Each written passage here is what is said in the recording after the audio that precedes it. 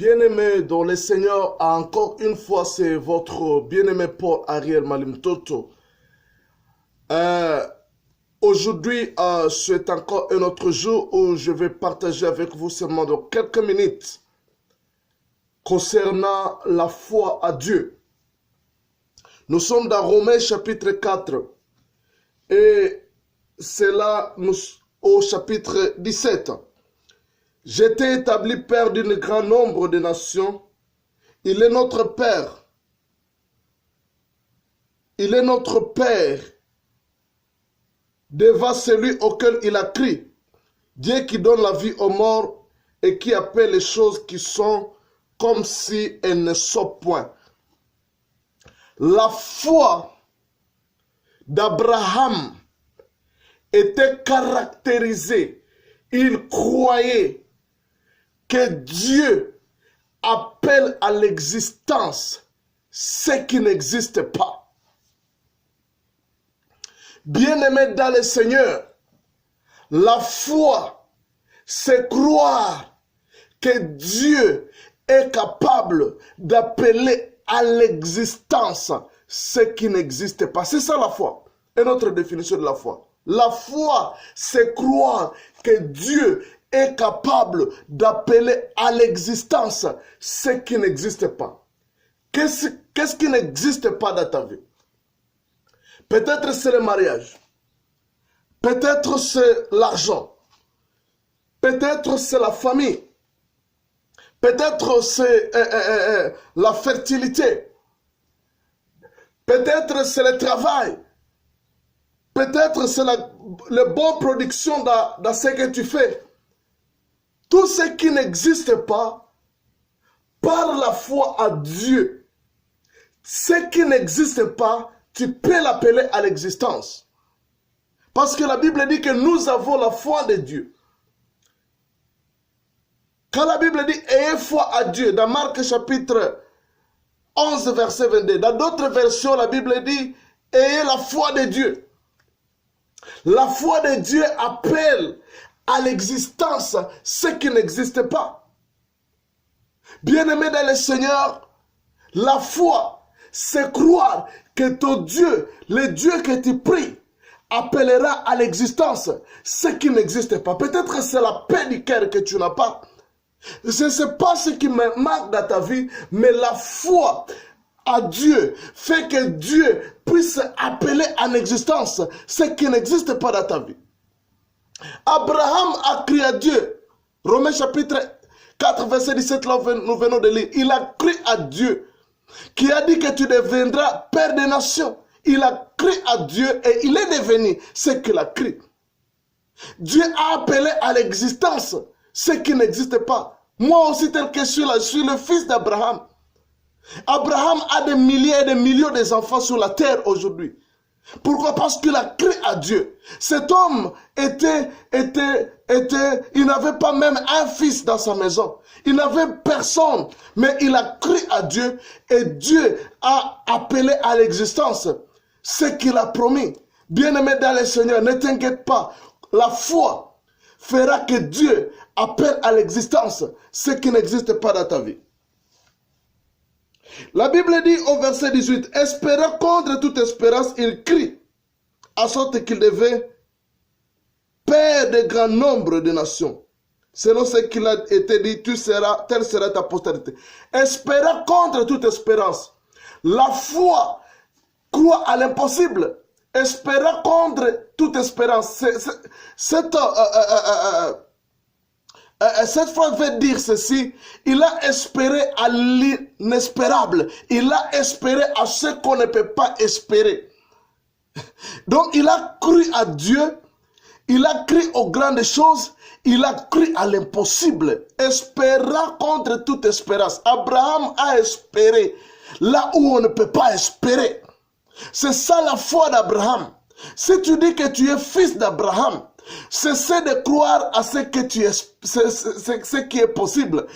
Crois à l'impossible. Crois que Dieu peut faire au-delà même de tes attentes. Crois que Dieu peut faire au-delà de ce que même tu penses. Crois à ce que Dieu peut faire. Ne te limite pas seulement à ce que les hommes peuvent te dire ou à ce qui est normal. Dieu est capable de faire ce qui est impossible. Espérant contre toute espérance. Il a espéré à ce qu'on ne peut pas espérer. La Bible dit, et s'affaiblir dans la foi. Abraham n'avait pas faibli dans sa foi. Il considérait point que son corps était déjà usé, puisqu'il avait près de 100 ans et que Sarah n'était plus en état d'avoir des enfants. S'affaiblir dans la foi, il ne considérait point. La foi ne considère pas les choses. Arrête de considérer la situation. Arrête de considérer ce que tu vois avec tes yeux. Considère la promesse de Dieu. Considère la promesse de Dieu. Ne considère pas ce qui se passe autour de toi. Ne donne pas beaucoup de valeur à ce qui se passe autour de toi. Peut-être c'est le caractère de ta fille ou de ton enfant qui continue à se dégénérer. Ne considère pas, tu as déjà prié pour que ton fils ou ta fille puisse revenir. Bien-aimé dans le Seigneur, il le fera. Ne considère pas ce que tu vois. Arrête de t'arrêter sur ce que tu vois.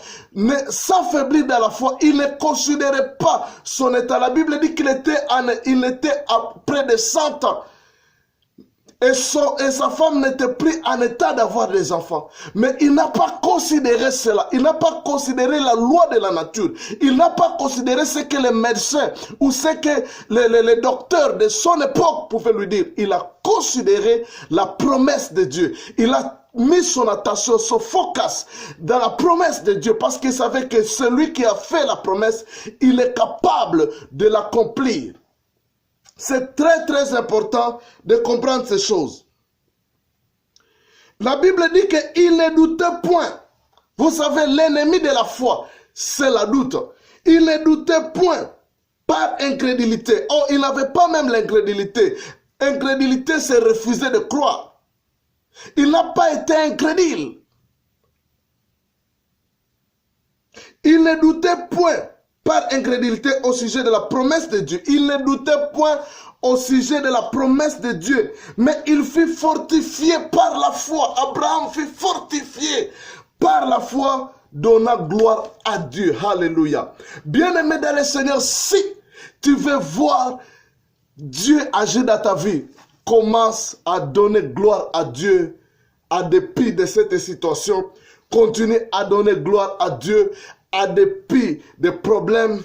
Continue à donner gloire à dépit de ce que tu vois avec tes yeux de la chair. Regarde dans les yeux de l'esprit et tu verras que Dieu t'a déjà donné. Il t'a déjà tout donné. Il a déjà accompli la promesse.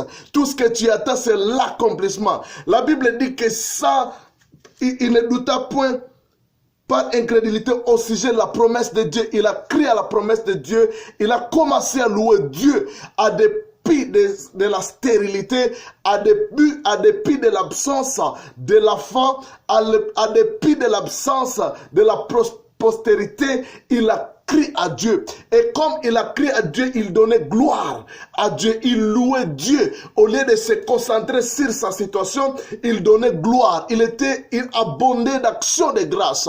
Bien-aimé, si tu veux voir Dieu agir dans ta vie, bien-aimé, abonde en action de grâce. Laissez de te lamenter, laissez de crier et de pleurnicher. Toi, bien-aimé dans le Seigneur, abonde en action de grâce. Louez l'Éternel dans cette situation. Louez l'Éternel pour ta famille. Louez l'Éternel pour ces finances-là que Dieu est en train de t'a déjà donné. Et louez l'Éternel pour cette guérison. Même si tu sens mal, même si tu sens encore la douleur, louez l'Éternel et Dieu fera grâce. La Bible dit au 21, il louait Dieu parce qu'il avait la pleine conviction que ce qu'il a promis, il peut l'accomplir. Il avait la pleine conviction. Avoir la foi, c'est être à pleine conviction que celui qui a fait la promesse, il l'accomplira certainement. Josué, je termine dans Josué chapitre 5, verset 1.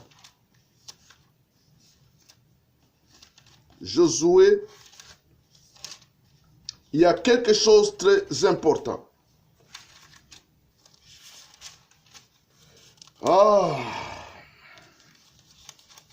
Josué chapitre 5. Oh non, Josué chapitre 6, verset 1 à 2. Jéricho était fermé et barricadé devant les enfants d'Israël. Personne ne sortait, personne n'entrait.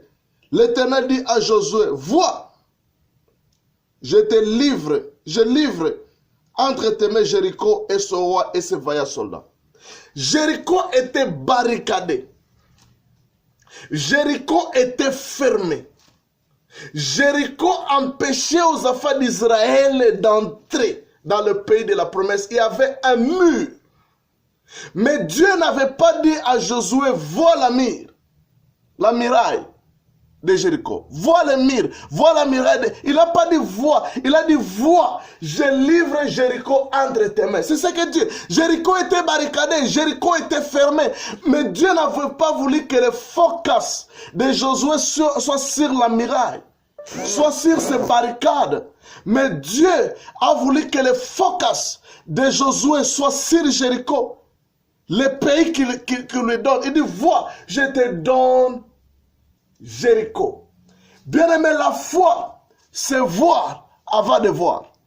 Tu n'as pas encore vu cette maison, mais tu la vois. Tu les considères, tu as la pleine conviction que tu l'as déjà. Que Dieu te bénisse, c'est ça la foi.